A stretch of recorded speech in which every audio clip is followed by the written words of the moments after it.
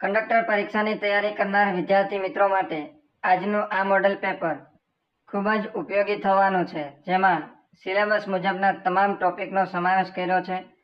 ગણિત અને રીઝનિંગના પ્રશ્નોની સરળ સમજૂતી પણ આપણે આ વિડીયોની અંદર આપવાના છીએ. તો આખો વિડીયો જોજો, સાથે સાથે વિડીયોને લાઈક કરજો, શેર કરજો. ચેનલમાં તમે નવા હો તો ખાસ સબસ્ક્રાઇબ કરી લેજો, જેથી આવનાર તમામ વિડીયોની નોટિફિકેશન આપને રેગ્યુલર મળતી રહે. પ્રથમ પ્રશ્ન છે, ETIM મશીન દ્વારા ટિકિટ ઇસ્યુ કરતી વખતે સિસ્ટમમાં દર્શાવાયેલ ભાડું અને કંડક્ટરના ભાડા ચાર્ટમાં તફાવત જોવા મળે તો કંડક્ટરે સૌ પ્રથમ શું કરવું જોઈએ? સિચ્યુએશન બેઝ ક્વેશ્ચન છે. આવા પ્રશ્નો પણ હવે પરીક્ષાની અંદર આવશે. મેમરી બેઝ તો પ્રશ્નો આવશે જ, સાથે સાથે સિચ્યુએશન બેઝ પણ પ્રશ્નો આવશે, એટલે ખાસ આવા પ્રશ્નોની પણ તમે તૈયારી કરજો. કે ETIM મશીન દ્વારા ટિકિટ ઇસ્યુ કરતી વખતે સિસ્ટમમાં દર્શાવેલ જે ભાડું છે એ ભાડું અને કંડક્ટર ભાડા ચાર્ટમાં જો તફાવત આવે તો કંડક્ટરે સૌપ્રથમ શું કરવું જોઈએ? તો એમાં ETIM મશીનમાં દર્શાવેલ ભાડા મુજબ ટિકિટ ઇસ્યુ કરવી અને જે તફાવત છે એ તફાવત અંગે એમના ઉપલા અધિકારીને જાણ કરવી.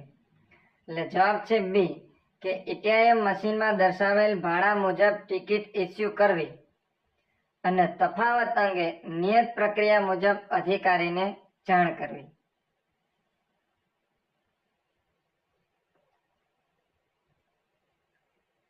બીજો પ્રશ્ન છે, GSRTC માં કોઈ રૂટ સતત ખોટમાં ચાલતો હોય. આ પ્રશ્ન પણ ખાસ સમજો. GSRTC માં કોઈ રૂટ સતત ખોટમાં ચાલતો હોય છતાં જાહેર હિતને ધ્યાનમાં રાખીને સેવા ચાલુ રાખવામાં આવે તો તેને શું કહેવાય? કોઈ રૂટ એવો છે કે જેમાં સતત ખોટ આવે છે, તેમ છતાં નિગમ દ્વારા જાહેર હિતને ધ્યાનમાં રાખીને એ બસ સેવા ચાલુ રાખે છે, તો એમને કહેવામાં આવે છે POS, એટલે કે public service obligation. POS, public service obligation. આ પ્રશ્નો પણ ખાસ યાદ રાખજો. ત્યાર પછી રોડ ટ્રાન્સપોર્ટ કોર્પોરેશન એક્ટ 1950 મુજબ રાજ્ય માર્ગ પરિવહન નિગમની રચનાનો મુખ્ય હેતુ કયો છે? રાજ્ય માર્ગ પરિવહન નિગમની જે રચના થઈ છે એમનો મુખ્ય હેતુ છે કાર્યક્ષમ, આર્થિક રીતે પોષાય તેવું અને યોગ્ય જાહેર માર્ગ પરિવહન સેવા પૂરી પાડે, એ એમનો હેતુ છે. એટલે જવાબ છે કાર્યક્ષમ, આર્થિક અને યોગ્ય જાહેર માર્ગ પરિવહન સેવા પૂરી પાડવી.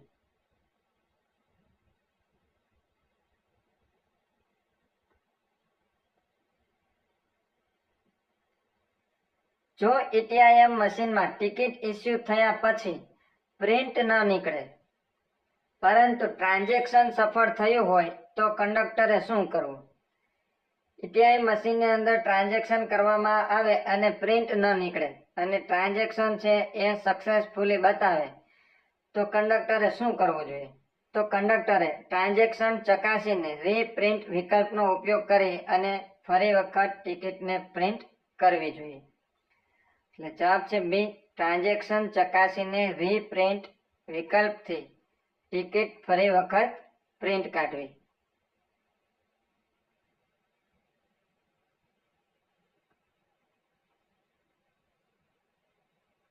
નીચેના પૈકી કઈ સ્થિતિ ડિફેન્સિવ ડ્રાઇવિંગના સિદ્ધાંતને સૌથી વધુ અનુરૂપ છે? ડિફેન્સિવ ડ્રાઇવિંગ નો સિદ્ધાંત છે એ નીચેનામાંથી કયો છે? એમાં ઓપ્શન આપ્યું છે કે અન્ય વાહન ચાલકો નિયમોનું પાલન કરશે એવું માનીને વાહન ચલાવવું. બીજું આપ્યું છે અન્ય વાહન ચાલકો ભૂલ કરી શકે છે એમ માનીને પૂર્વ તૈયારી સાથે વાહન ચલાવવું. સી આપ્યું છે સમય બચાવવા જોખમ લઈને ઓવરટેક કરવું. અને ડી છે આગળનું વાહન ધીમું હોય તો સતત હોર્ન વગાડવું. હવે આ પ્રશ્નનો જવાબ તમારે કમેન્ટ બોક્સની અંદર આપવાનો છે કે નીચેના પૈકી કઈ સ્થિતિ ડિફેન્સિવ ડ્રાઇવિંગના સિદ્ધાંતને સૌથી વધુ અનુરૂપ આવે છે? A, B, C કે ડી? ખાસ દર્શક મિત્રો જવાબ કમેન્ટ બોક્સની અંદર આપજો. સાથે સાથે વિડીયો પસંદ આવ્યો હોય તો લાઈક પણ કરજો. તમારા મિત્રો સુધી અમને શેર પણ કરજો. ત્યાં પછીનો પ્રશ્ન છે, કંડક્ટરને ટિકિટ બાબતે કોઈ પ્રશ્ન ઊભો થાય તો તેની નોંધ ક્યાં કરવાની હોય છે? કંડક્ટરને ટિકિટ બાબતે કોઈ પ્રશ્ન ઉપસ્થિત થાય તો એમને નોંધ કરવાની હોય છે વે બિલની અંદર. અને વે બિલની અંદર જે રીમાર્કનો જે વિભાગ હોય છે એ વિભાગની અંદર એમણે નોંધ કરવાની થાય છે.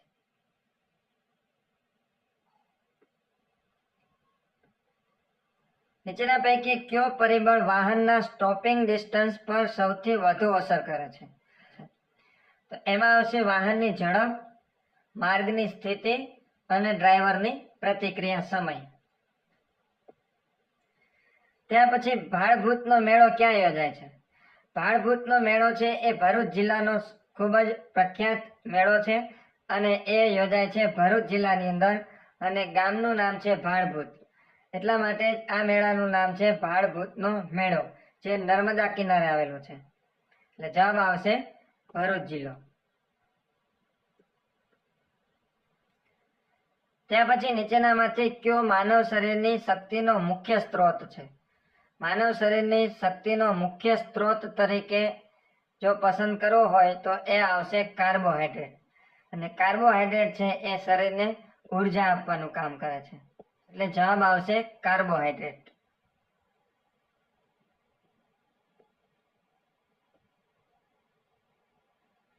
MS વર્ડની ફાઇલનું એક્સટેન્શન શું હોય છે? MS વર્ડની ફાઇલનું એક્સટેન્શન હોય છે .doc.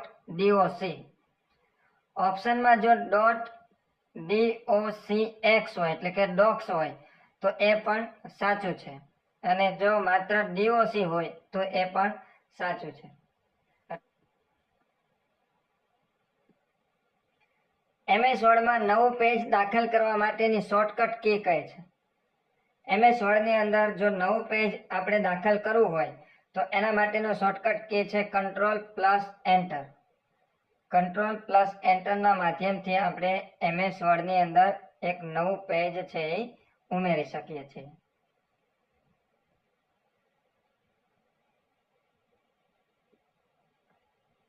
ત્યાર પછી શ્રેણી આપેલી છે 3, 8, 18, 38 અને 78.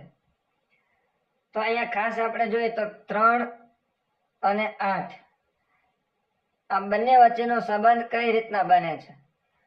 તો 3 ને આપણે ડબલ કરીએ, 3 દુ 6, 3 દુ 6 પ્લસ 2 એટલે આવશે 8. ત્યાર પછી 8 અને 18 વચ્ચેનો સંબંધ કેવી રીતના બને છે? તો કે 8 ગુણ્યા 2 કરશું, 8 ગુણ્યા 2 એટલે થશે 16 પ્લસ 2 એટલે આવશે 18. એવી જ રીતના આગળ આપણે જવાનું છે 18 ગુણ્યા 2, 18 ગુણ્યા 2 કરશું એટલે આવશે 36 પ્લસ 2 એટલે થશે 38. એવી જ રીતના આપણે છેલ્લે આપેલું છે 78, તો 78 ગુણ્યા 2 કરીએ, 78 ગુણ્યા 2 કરીએ એટલે આવશે 156. 156 માં 2 ઉમેરશું એટલે આવશે 158. એટલે જવાબ આવશે ડી 158.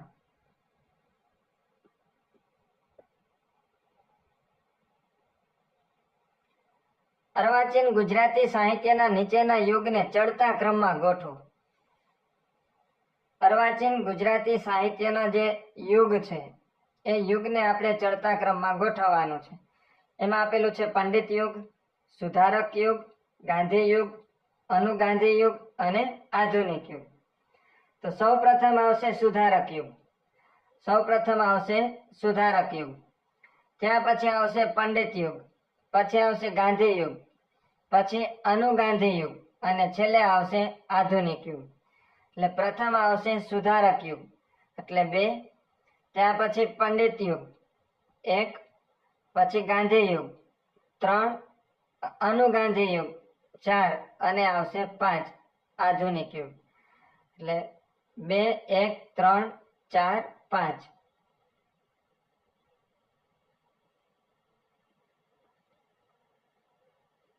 ત્યાર પછી આજે ગુરુવાર છે તો 53માં દિવસે કયો વાર આવશે? અહીંયા ખાસ આપણે જોવાનું છે 53માં દિવસે કયો વાર આવશે. તો 53 ભાગ્યા આપણે 7 કરશું. આજે કયો વાર છે? ગુરુવાર છે. પણ 53માં દિવસે કયો વાર આવશે એ આપણે શોધવાનો છે. તો 53 ભાગ્યા 7 કરશું. 7 વડે ભાગાકાર કરશું એટલે 7 × 7 = 49. શેષ વધશે 4. હવે ભાગની એટલે જે શેષ વધે એને ધ્યાનમાં રાખીને આપણે દિવસ શોધવાનો છે. આજે ગુરુવાર છે, 53માં દિવસે કયો વાર આવશે? શેષ આપણે વધી છે 4. આજે ગુરુવાર છે, ગુરુવારમાં આપણે 4 દિવસ ઉમેરવાનો છે. ગુરુ પછી 4 દિવસ આપણે ઉમેરશું એટલે આપને જવાબ મળી જશે. ગુરુ પછી આવશે શુક્ર, ત્યાર પછી શનિ, રવિ અને સોમ. 53માં દિવસે આવશે સોમવાર.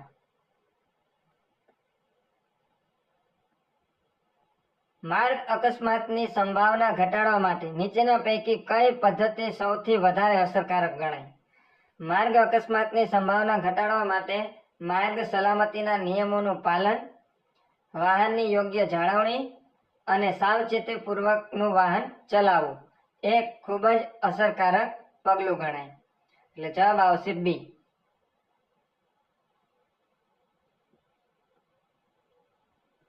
ચેકિંગ સ્ટાફ બસમાં આવે ત્યારે કંડક્ટરનું યોગ્ય વર્તન કેવું હોય છે? મુસાફરી દરમિયાન ચેકિંગ સ્ટાફ આવે, ટિકિટની ચેકિંગ માટે જ્યારે ચેકિંગ સ્ટાફ આવે ત્યારે કંડક્ટરે યોગ્ય વર્તન એટલે કે કંડક્ટરે શું કરવું જોઈએ? તો કંડક્ટરે એમના જે કાંઈ જરૂરી દસ્તાવેજો હોય, જે કાંઈ માહિતી હોય એ એમને નિયમ મુજબ સહકારપૂર્વક એમને રજૂ કરવી જોઈએ. એટલે કે જે ચેકિંગ સ્ટાફ હોય એમને જરૂરી દસ્તાવેજ અને માહિતી છે એ આપવાના હોય છે.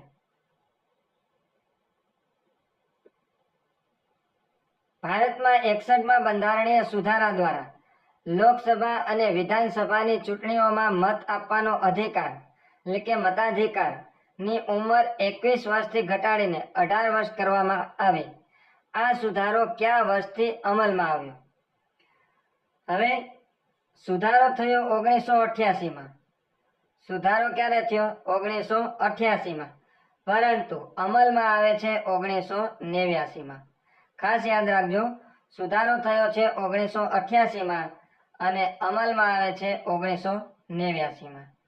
એટલે સાચો જવાબ છે ડી, 1989.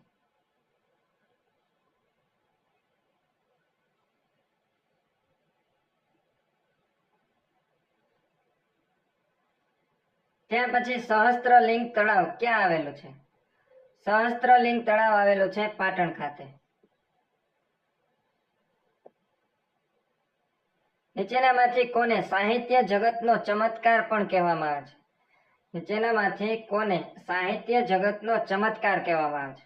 ઓપ્શન છે ઉમાશંકર જોશી, ચંદ્રવદન મહેતા, પન્નાલાલ પટેલ અને ડી ઝવેરચંદ મેઘાણી. તો સાહિત્ય જગતનો ચમત્કાર તરીકે ઓળખાય છે ચંદ્રવદન મહેતા. ચંદ્રવદન મહેતા.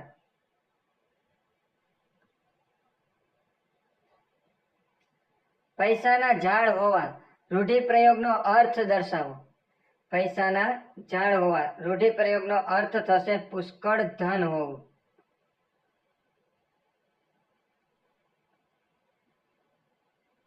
ત્યાં પછી ઘડિયાળમાં 10:45નો સમય અરીસામાં જોતા કેટલા વાગ્યા બતાવશે? ઘડિયાળની અંદર 10:45નો સમય થયો છે અને અરીસામાં જોઈએ તો કેટલા બતાવશે? તો જ્યારે ઘડિયાળ અને અરીસાને લગતો દાખલો હોય તો એકદમ સરળ છે. જેટલા વાગ્યા બતાવ્યા હોય એને 11:60 બાદ કરી દેવાના. 11:60 આપણે 10:45 બાદ કરી દઈએ એટલે આપણે સીધો જવાબ આવી જશે. 60 બાદ કરશો એટલે આવશે 15. 11 10 બાદ કરશો એટલે આવશે 1. 1 ને 15 બતાવશે. જવાબ આપણે આપ્યો છે એ, 1 ને 15. હવે માની લો કે ઘડિયાળની અંદર 9:30 બતાવે છે. 9:30. તો અરીસામાં જોશું તો કેટલા બતાવશે?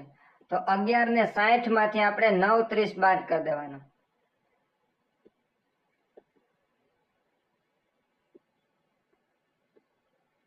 9:30 બાદ કરશું, 60 30 બાદ કરશું એટલે આવશે 30 અને 11 9 બાદ કરશું એટલે આવશે 2. 2 ને 30 બતાવશે. એટલે જ્યારે પણ આવો પ્રશ્ન હોય ઘડિયાળને અરીસામાં જોતા કેટલા વાગ્યા બતાવશે. તો પ્રશ્નની અંદર જે ઘડિયાળમાં જેટલા વાગ્યા હોય એને આપણે 11:60 માંથી બાદ કરી દેવાના અને જે જવાબ આવે એ આપણો જવાબ હશે. ત્યાં પછીનો પ્રશ્ન છે MS વર્ડમાં પેજની સાઇઝ બદલવા કયો વિકલ્પ વાપરશો. MS વર્ડની અંદર પેજની સાઇઝ બદલવી હોય તો એના માટે ઓપ્શન પસંદ કરવાનો થશે આપણે પેજ સેટઅપ. પેજ સેટઅપના માધ્યમથી આપણે પેજની સાઇઝ બદલી શકશું. પછી મોનોસેકેરાઇડ, ડાયસેકેરાઇડ અને પોલીસેકેરાઇડ કયા પદાર્થના પ્રકારો છે. મોનોસેકેરાઇડ, ડાયસેકેરાઇડ અને પોલીસેકેરાઇડ એ છે કાર્બોહાઈડ્રેટના પ્રકારો. કાર્બોહાઈડ્રેટના પ્રકારોમાં મોનોસેકેરાઇડ આવશે, ડાયસેકેરાઇડ અને પોલીસેકેરાઇડ.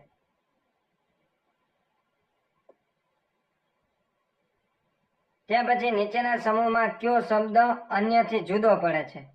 4 શબ્દ આપને આપેલા છે, સૂર્ય, બ્રહ્માંડ, ચંદ્ર અને મંગળ. આમાંથી કયો શબ્દ છે એ અલગ પડે છે. તો આમાંથી અલગ પડે છે બ્રહ્માંડ. બ્રહ્માંડ શું છે તો કે બ્રહ્માંડ એટલે અન્ય તમામને સમાવેશ કરતો આ વિશાળ અવકાશ છે જે બ્રહ્માંડની અંદર આવી જાય છે સૂર્ય, ચંદ્ર અને મંગળ. બ્રહ્માંડ શું છે તો કે આ તમામનો સમાવેશ કરતો એક વિશાળ અવકાશ છે.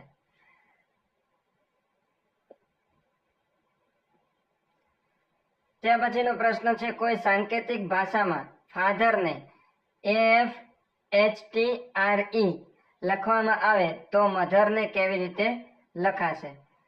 હવે જે ફાધર શબ્દ છે FATHER એને કેવી રીતના લખવામાં આવ્યો છે તો કે AFHTRE એટલે કે જે બબે અક્ષરની જોડ છે એને અદલ બદલ કરવામાં આવ્યા છે, એટલે એમનું સ્થાન અદલ બદલ કર્યું છે. એટલે પહેલા જે 2 અક્ષર છે એને AF, પછી બીજા 2 અક્ષર છે એના સ્થાન બદલાવ્યા છે HT અને પછીના 2 અક્ષર છે એને RE તરીકે લખવામાં આવ્યા છે. તો મધરને પણ આપણે એવી જ રીતના લખવાનું થશે MOTHER.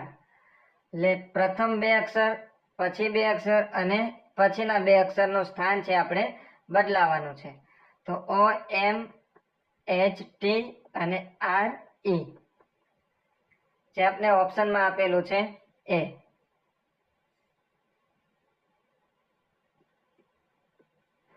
ત્યાં પછીનો પ્રશ્ન છે Ctrl+V શા માટે વપરાય છે. જ્યારે કમ્પ્યુટરની અંદર આપણે કોઈ પણ વસ્તુ કોપી કરેલ હોય તો એમને અન્ય જગ્યાએ પેસ્ટ કરવા માટે Ctrl+V નો ઉપયોગ થાય છે. એટલે જવાબ આવે છે પેસ્ટ. ત્યાં પછી મૂક શબ્દનો યોગ્ય વિરોધી શબ્દ કયો છે. મૂક એટલે સાવ ઓછું બોલનાર અથવા તો મૂંગું રહેનાર. તો મૂક શબ્દનો વિરોધી શબ્દ થશે વાચાળ.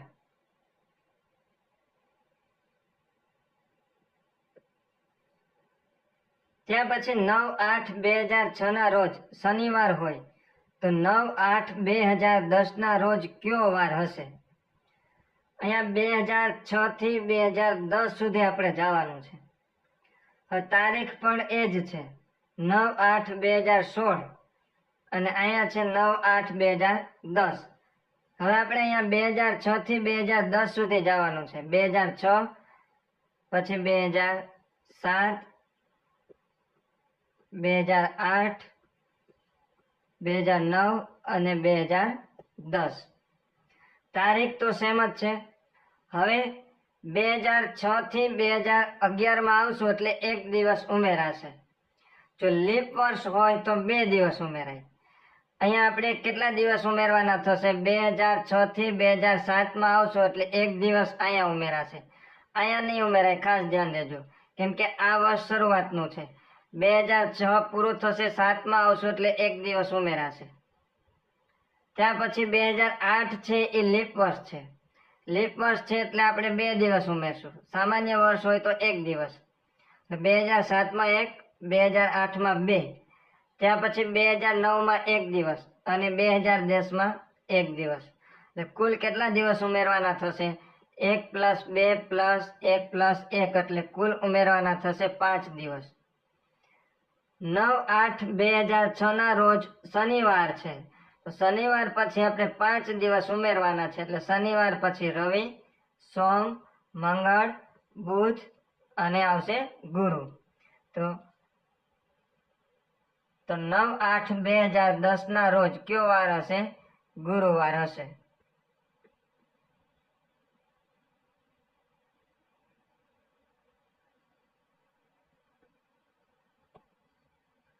ત્યાર પછી ડોક્યુમેન્ટની ફાઇલનું નામ ક્યાં જોવા મળે છે? ડોક્યુમેન્ટની ફાઇલનું નામ જોવા મળે છે ટાઇટલ બાર ઉપર.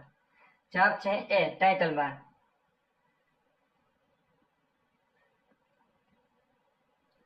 MS વર્ડમાં હાઇપરલિંક માટેની શોર્ટકટ કી કઈ છે?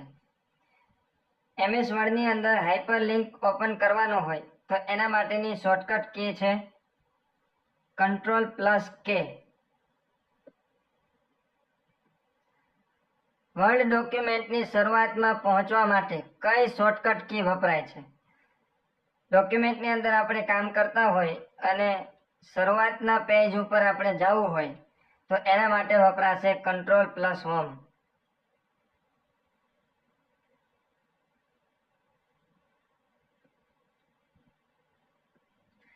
ત્યાર પછી નીચેના શબ્દોને ગુજરાતી મૂળાક્ષર પ્રમાણે ચડતા ક્રમમાં ગોઠવો. 4 શબ્દ આપેલા છે: ભાગ્ય, ભાગ્યશાળી, મિશ્રણ અને ભાગ્યવાન. આ 3 ઓપ્શન છે. ખાસ જો, ભાગ્ય, ભાગ્યશાળી અને ભાગ્યવાન. ત્રણેયમાં આપને આગળનો શબ્દ છે એક સરખો જોવા મળે છે, એ છે ભાગ્ય. અને 3 નંબરનો ઓપ્શન છે એ છે મિશ્રણ. તો સૌ પ્રથમ તો આપણે એ નક્કી કરશું કે ભ પહેલા આવશે કે મ આવશે. તો પહેલા આવશે ભ. તો એનો મતલબ એમ થયો કે 3 નંબર છે છેલ્લે આવશે. તો 3 છેલ્લા હોય એવો ઓપ્શન છે એક ડી. એટલે જવાબ શું આવશે? ડી. પણ જોઈએ, પહેલા આવશે ભાગ્ય. પહેલા શું આવશે? ભાગ્ય. પછી આમાં ભાગ્યશાળી છે અને આમાં ભાગ્યવાન છે. તો પહેલા શાળી આવશે કે વાન આવશે? તો પહેલા આવશે વ અને પછી આવશે સો. એટલે પહેલા આવશે ભાગ્ય, પછી આવશે ભાગ્યવાન, પછી ભાગ્યશાળી અને છેલ્લે આવશે મિશ્રણ, જે આપણે ઓપ્શનમાં આપેલું છે ડી.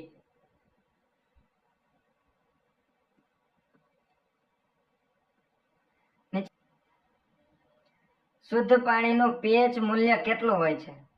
શુદ્ધ પાણીનું pH મૂલ્ય હોય છે 7.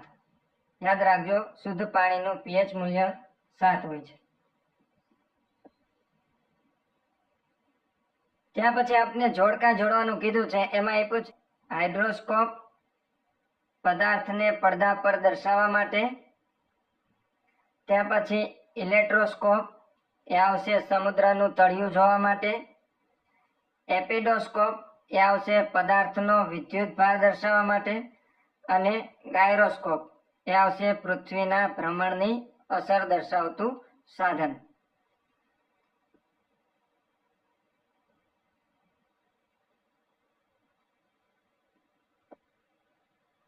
માર્ગ સલામતીના દ્રષ્ટિકોણથી નીચેના પૈકી કઈ પરિસ્થિતિમાં વાહન ચાલકે ઝડપ ઘટાડવી સૌથી વધુ જરૂરી ગણાય છે? માર્ગ સલામતીના દ્રષ્ટિકોણ માટે કોઈ એવી પરિસ્થિતિ ઊભી થાય ત્યારે વાહન ચાલકે એમની ઝડપ છે એ ઘટાડવી પડે. તો એમાં આવશે આગળના માર્ગ પર દ્રશ્યતા ઓછી હોય અને પગપાળા મુસાફરોની અવર જવર હોય. આગળના માર્ગ પર દ્રશ્યતા ઓછી હોય અને પગપાળા મુસાફરોની અવર જવર હોય ત્યારે વાહન ચાલકે પોતાના વાહનની ઝડપ છે એ ઘટાડવી જોઈએ. આ સિવાય અન્ય ઘણા બધા પરિબળો છે કે જેમાં વાહન ચાલકોએ પોતાની ઝડપ છે એ ઘટાડવી જોઈએ. પરંતુ અહીંયા ઓપ્શનને ધ્યાનમાં રાખી અને આપણે પસંદ કરવાનું હોય તો એમાં આવશે બી.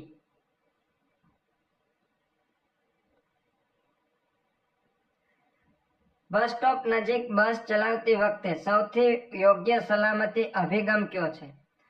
બસ સ્ટોપ નજીક બસ ચલાવતી વખતે સૌથી સલામતી અભિગમ ઓપ્શન છે બસ સ્ટોપ ઝડપથી પસાર કરી દેવો, બસ સ્ટોપ પાસે ઝડપ નિયંત્રિત રાખીને મુસાફરોની હિલચાલ પર નજર રાખવી, પાછળનું વાહન નજીક હોય તો ઝડપ વધારવી અને માત્ર હોર્ન વગાડવો પૂરતો છે. તો બસ સ્ટોપ નજીક જ્યારે બસ ચાલતી હોય ત્યારે સલામતીના ભાગરૂપે બસ સ્ટોપ પાસે ઝડપ છે એ નિયંત્રિત રાખવી જોઈએ અને મુસાફરોની જે હિલચાલ છે એના ઉપર નજર રાખવી જોઈએ. રાત્રિના સમયે સામેના વાહનની હાઈ બીમ લાઇટથી દ્રશ્યતા ઘટે તો સૌથી યોગ્ય કાર્યવાહી કઈ છે? રાત્રિના સમયે સામેના વાહનની જે હાઈ બીમ લાઇટ છે એનાથી જો જોવામાં તકલીફ ઊભી થાય તો ઝડપ ઘટાડીને ડાબી બાજુનું માર્ગદર્શન છે એ જાળવી રાખવું જોઈએ.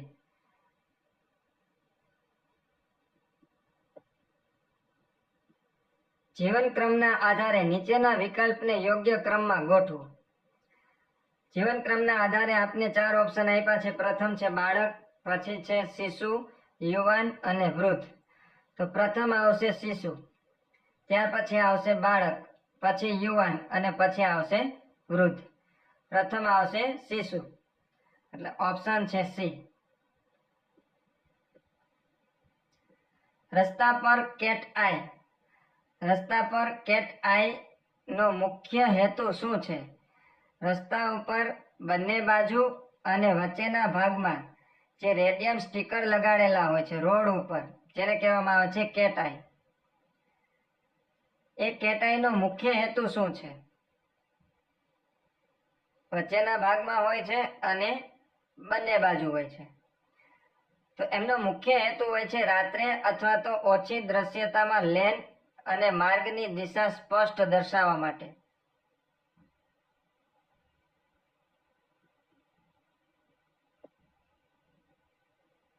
બસ ચલાવતી વખતે બ્લાઇન્ડ સ્પોટનો સૌથી મોટો જોખમ ક્યારે ઊભો થાય છે?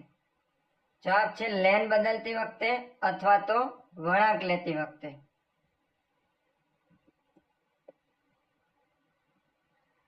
ન્યુમોનિયા મુખ્યત્વે શેનાથી થતો રોગ છે?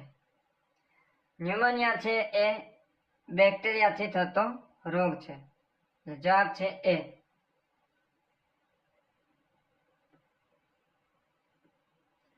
દીવામાં તેલનું ઉપર ચડવું તેના માટે કયું વૈજ્ઞાનિક કારણ જવાબદાર છે?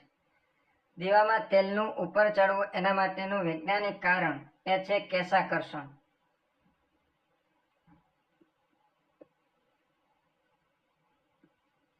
ગુજરાતમાં ડાયનોસોરના અશ્મિઓ ક્યાંથી મળી આવે છે? ડાયનાસોરના અશ્મિઓ છે મળી આવ્યા છે બાલાસિનોર ખાતેથી. જવાબ છે એ બાલાસિનોર. સમુદ્રના પાણીથી રચાતા સરોવરને કયા નામથી ઓળખવામાં આવે છે? સમુદ્રના પાણીથી રચાતા જે સરોવર છે એમને કહેવામાં આવે છે લગુન.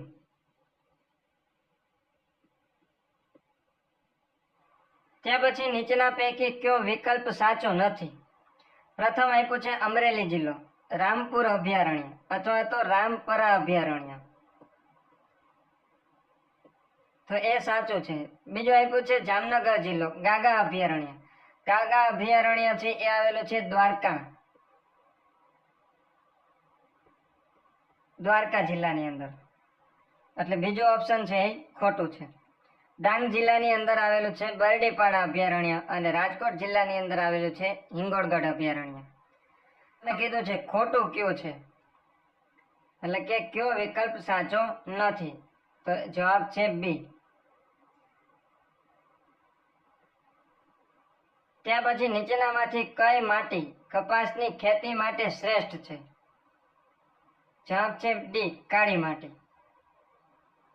જેને રેગુર તરીકે પણ ઓળખવામાં આવે છે. કાળી માટીને અન્ય કયા નામે ઓળખવામાં આવે છે? રેગુર.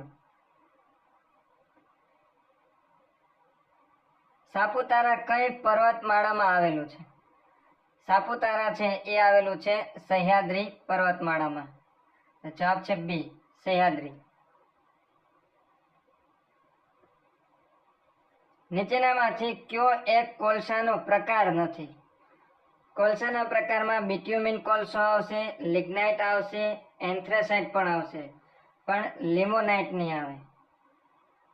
બિટ્યુમિન, લિગ્નાઇટ અને એન્થ્રેસાઇટ એ કોલસાના પ્રકારો છે, જ્યારે લિમોનાઇટ છે એ કોલસાનો પ્રકાર નથી. MS વર્ડમાં નીચેનામાંથી કયા પ્રકારની સ્પેસિંગ જોવા મળતી નથી? MS વર્ડની અંદર કયા પ્રકારની સ્પેસિંગ જોવા નથી મળતી? ઓપ્શન છે character spacing, paragraph spacing, line spacing કે વર્ડ સ્પેસિંગ.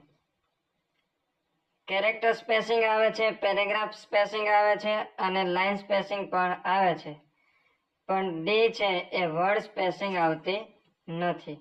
એટલે જવાબ છે ડી.